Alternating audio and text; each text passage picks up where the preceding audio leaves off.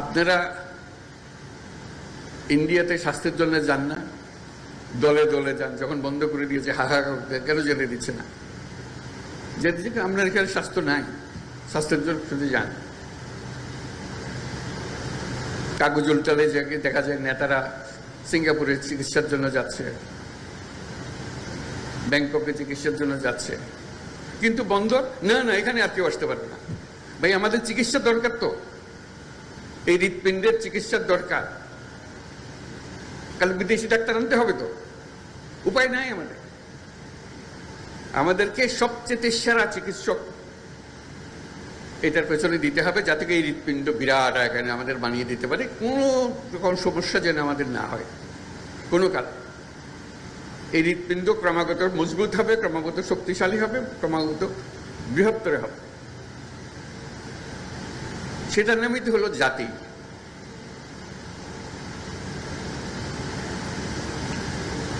তা না হলে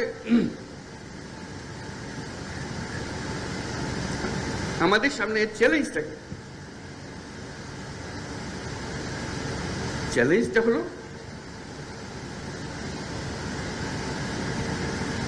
আর 10 রকম জাতি আমাদেরই মতো অবস্থা থেকে, উপর থেকে না, আমাদের মতো, আমাদের চেয়ে অনেক খারাপ অবস্থা থেকে আমাদেরকে ডিঙ্গিয়ে 1700 মাইল আগে চলে গেছে।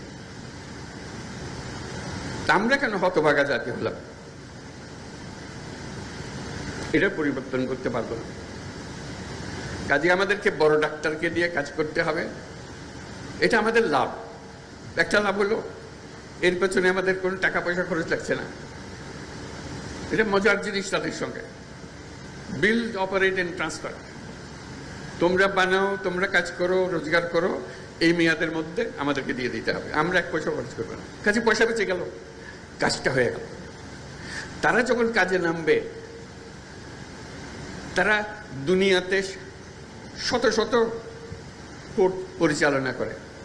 ওরা হলো দুনিয়ার সেরা। যাদের কথা আমরা বলছি, যাদের সঙ্গে আমরা কাজ করছি, তারা হলো দুনিয়ার সেরা। যে কোনো বন্দরে যান, তাদের মার্কা দেখবেন। এই যে এখানে বসে আশেপাশে। কাজে তারা যখন একটা বন্দরের দায়িত্ব নেয়, তারা আমাদের মতো করে বানাবে না। তারা যে পর্যায়ে বন্দর চালায় দুনিয়াতে, কারণ এটা তাদের বন্দর।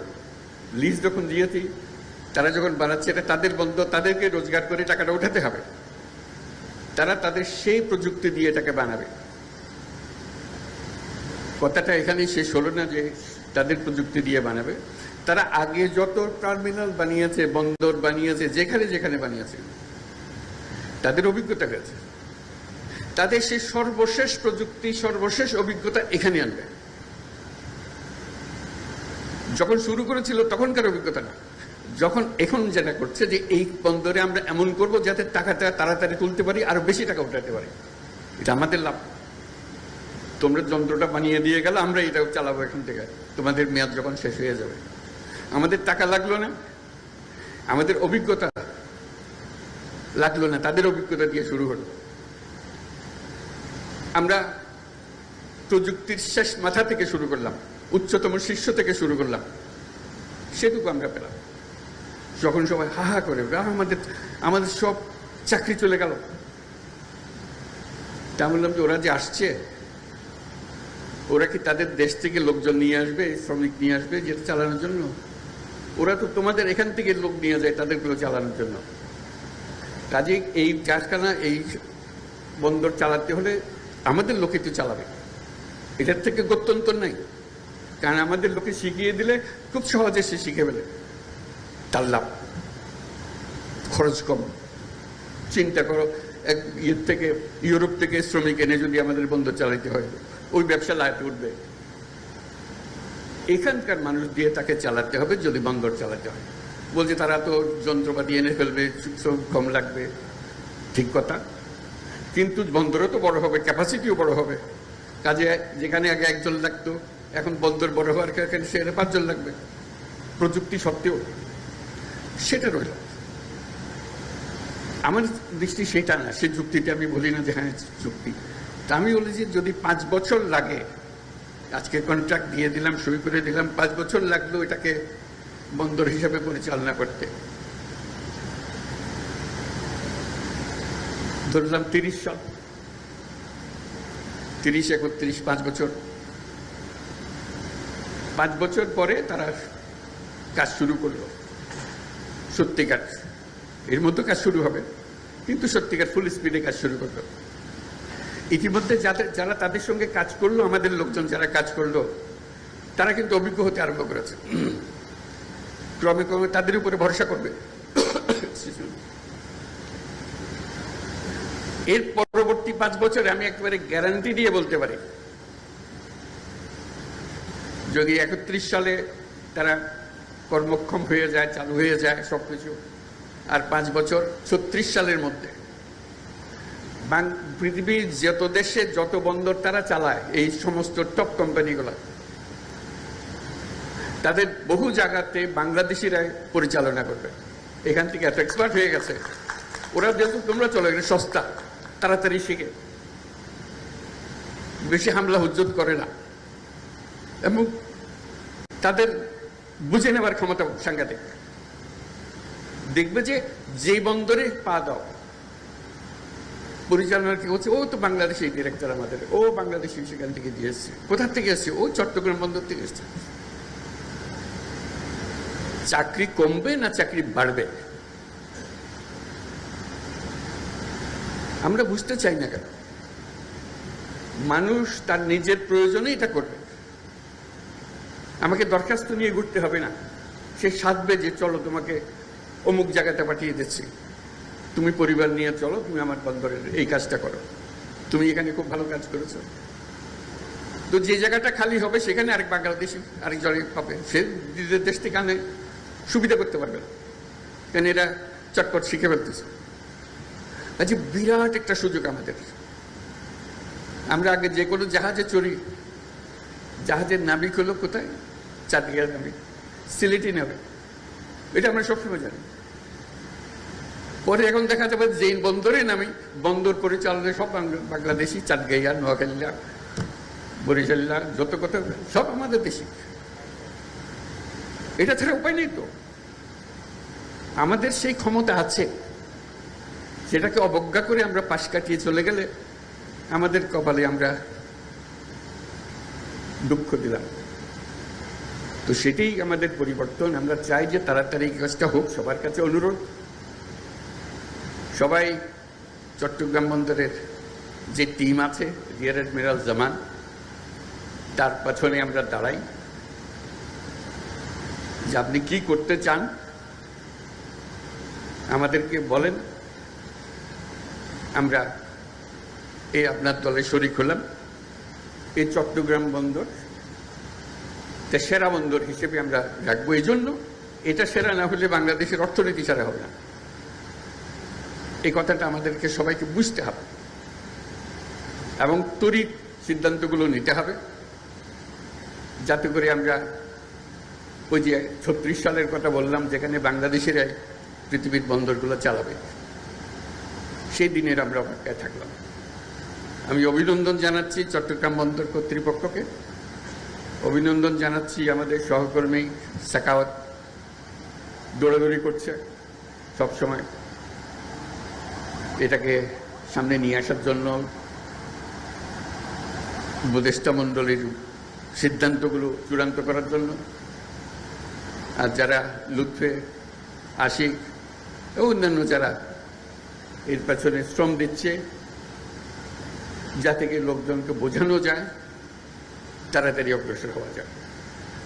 আজকে এখানে দাঁড়িয়ে আমার খুব ভালো লাগলো কথাবার্তাগুলো শুনে, এবং আমি বিশ্বাস করি আমরা যদি দ্রুত চুক্তিগুলো শুরু করে ফেলতে পারি, কাজগুলো শুরু করে করতে পারি। অনেক দিন হয়ে গেল, গত হয়ে গেছে, আমাদের আর অপেক্ষা করার সুযোগ নেই। আমাদের যতদিন অপেক্ষা করব আমাদের এই হৃৎপিণ্ড এত চাপ পড়বে যে একদিন কলাপস করে যাবে। তার চাইতে এই অবস্থাতে আমরা ডাক্তারদের হাতে ছেড়ে দিই, তারা আমাদেরকে বানিয়ে দেখাক, আমরা তাদের কাছে শিখে নিই, বুঝে নিই, যাতে করে যেটুকু আমরা পেয়েছি তার চাইতে অনেক বহুগুণ বেশি ভালো করতে পারি। যদি বন্দর ব্যবসাতে বাংলাদেশিদের কথা সবাই সব জায়গাতে স্মরণ করে, তারা জানে বন্দর কিভাবে ম্যানেজ করতে হয়। সেই গোপন রহস্য আমরা উদ্ধার করে ফেলতে পারি যে আমরা জানি বন্দরকে কিভাবে সামাল দিতে হয়। চট্টগ্রাম সওদাগরদের শহর, এই নিয়ে চট্টগ্রামের কাজ হলো সওদাগর। নৌকা নিয়ে, পালতোলা জাহাজ নিয়ে কে কোথায় চলে গেছে, এখানে ভিড়িয়েছে।